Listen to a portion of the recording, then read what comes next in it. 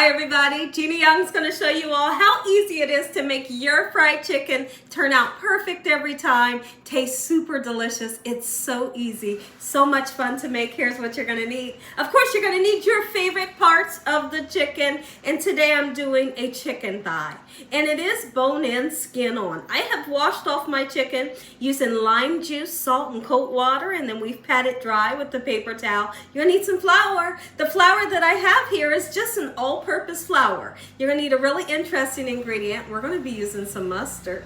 And we have some spices to make it taste good. I got salt, pepper, garlic and onion powder, and paprika. Make sure your hands are clean. I'm going to show you how to make delicious fried chicken. Take a look at my chicken. It doesn't look the best. And the reason why it doesn't is because it has some fat on it and a lot of extra skin that we need to get rid of.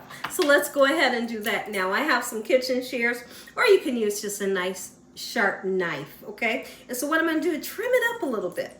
Trim it up, get rid of that fat that's on your chicken, okay? Any extra pieces of skin like that, cut it off. But don't cut all the skin off, because the skin is what we love when we think of fried chicken. You want that skin to get nice, beautiful, golden brown, super crispy and flavorful. Leave you some on there, okay? I'm just taking off this excess that's kind of hanging over, right? Just like this. I have marinated this in spices while I was thawing it out. So this chicken is going to have extra flavor, and I'm so excited. So today, serving with this, we're going to have some cornbread that I already have in the oven. I made up a nice baking dish of mixed vegetables that's smothered in a lovely cheese sauce. And you guys, you'll be able to see the video because the video's out for that. It was so much fun to make it, super easy, and it tastes good. So now this, look at this. This is what you want it to look like. That's much better, right? Please never mind the little bit of noise you may hear in the background. They're doing yard work that's much needed. They need to get yard work done. And I got my windows open because it's lovely outside. So here's what we're gonna do. I've pat my chicken dry with a nice clean paper towel, and now we're gonna season it, and I'm not gonna be afraid to season it because we wanna taste the flavor. We wanna taste the seasoning. If you're afraid to put seasoning on your chicken, it's gonna be flavorless, right? Absolutely it will. If you're the person that cannot use salt, just simply leave it off and it's gonna be that simple. Absolutely. So that was the salt. Here's the pepper. If you have some poultry seasoning, it's delicious on fried chicken. I need to get me some poultry seasoning. It's been a while since I've had any. I'll have to remind myself, pick up some poultry seasoning. All right, gorgeous. I'm going in pretty heavy with the onion and garlic powder on purpose, right? Just like this, and it smells so amazing right now. Now, although I'm putting paprika on, it's not smoked. It's just a regular paprika, right? Gorgeous. Guess what we're gonna do next? We're gonna flip these over and season the other side together. Flip it right over. In the meantime, I'd like to talk about the amount of oil that I use when I'm frying chicken. I purposely use a nice amount of oil. I don't fry my chicken in a shallow amount of oil. The reason why is because I want to leave room for my chicken to kind of float up into the oil. If you have a shallow amount of oil and you have your chicken pieces and they don't have any room to rise in that oil, they stay at the bottom of the pan, right? And they burn. And I don't want mine's burnt. I don't want a burnt taste. And so therefore, that requires me to put a nice amount of oil in the pan, about this much. And then as it's cooking, it's frying up here versus setting at the bottom of the pan and getting burnt, okay? So that's the reason why I like to use a lot of oil. I'm saying this because so many people ask me, why do you use so much oil? But guess what? I don't throw it away. I reuse my oil. I reuse my oil, and I keep reusing it until I can't use it any longer. And I filter the oil. So if there are like crumbs, you know, from my chicken or my pork chops or whatever it may be, I filter that out and I keep reusing that oil. Let's season the other side, and then I'm gonna let these spices really seep down into this beautiful protein for, guess what, about a half an hour or so. Here's the thing, and if you can let it, you know, kind of marinate longer, that's even greater, right? I'm just going to do a half an hour because this is a video and I want to wrap it up, right? Absolutely. So let's do this. A little bit of salt on this side. We'll let it set, and when I come back, I'm going to show you how easy it is to dredge your chicken. We're going to get it into that oil, and you're going to have some of the most beautiful fried chicken that you have ever tasted, and I'm not kidding. When I tell you the skin is going to be crispy, it's going to be nice, beautiful, and golden brown, and then the chicken meat itself, super juicy. But guess what you must do?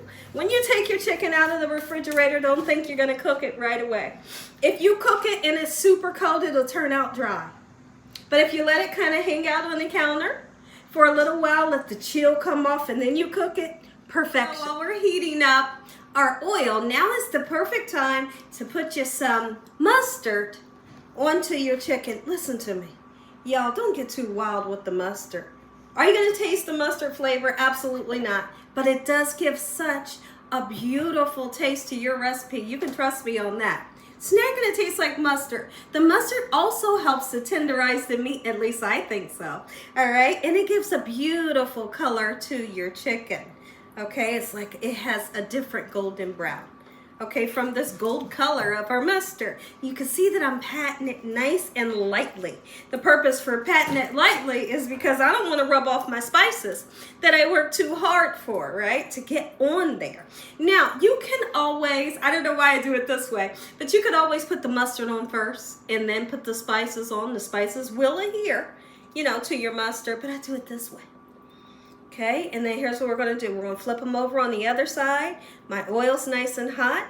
We're going to dredge these in our flour, and after we dredge them in our flour, give them a nice shake off and into the oil, and you're going to have fried chicken any day of the week. It does not have to be a holiday or somebody's birthday for you to make fried chicken and make it taste delicious. I'm going to show you in today's video that it's not hard to make it. So many people steer away from making it. They think it's hard. They think it's not going to turn out. I'm going to tell you one thing. If you make it Gina Young style, it's going to turn out for you. It's going to turn out for you. Absolutely it will. Okay, so let's get this other side done. Just like so, the birds are singing. They sound beautiful. And I can't wait on this dinner. Lovely. Did you know you can do the same thing with ranch? Absolutely. Everything that I'm doing with the mustard, you can do it with ranch as well. Dredge our chicken. Beautiful. Man, you guys, I wish you could smell this. Get in all those nooks and crannies. Making sure that your flour is nice and packed into the chicken. The underneath side, underneath the skin. Get that flour all over it. And once that happens, let me show you the shake that I spoke of. Just like that. And do it once before, right before you put it into the oil, okay? Lovely. Let's do another one. It's always somebody in the background say they didn't get to see it, so we're going to do it again. Beautiful. Make sure your skin is not, you know, kind of flopped over. Make sure it's covering your chicken so it can fry up right. Lovely. Our oil's nice and hot. I'm going to lower the chicken in such a manner, and I'm going to be nice and gentle. I don't want to splatter, you know, oil everywhere. Let me show you a second time, okay, how I lowered the chicken and then I let go when I got close to the oil.